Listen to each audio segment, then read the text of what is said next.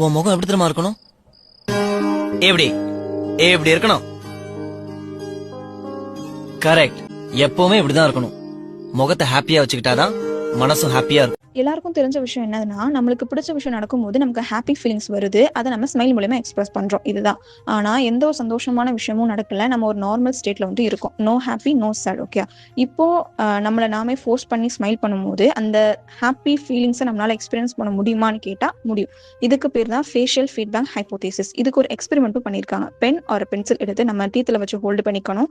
இந்த மாதிரி ஹோல்டு பண்ணிட்டு ஃபோர்ஸ் பண்ணி ஸ்மைல் பண்ணும்போது நம்மளோட ஃபேஷியல் மசில்ஸ் வந்து கான்ட்ராக்ட் ஆகும். இந்த சென்சரி சிக்னல் பிரெயினுக்கு போய் பிரெயின் என்ன நினைக்கும் அப்படின்னா, இவங்க ஸ்மைல் பண்றாங்க, ஹாப்பியா ஃபீல் பண்றாங்கன்னு நினைச்சு அந்த ஹாப்பினஸ் எமோஷனை இன்னும் பூஸ்ட் பண்ணி என்ஹான்ஸ் பண்ணும். அப்போ நம்ம ரியல் ஹாப்பினஸை நம்மளால எக்ஸ்பீரியன்ஸ் பண்ண முடியும். ஸோ நம்ம வெளில ஹாப்பினஸை தேடணும் அப்படின்ற எந்த அவசியமும் இல்லை. நம்ம நினைச்சா சுகமா இருக்கிறப்ப கூட நம்மளால சந்தோஷமா இருக்க முடியும்.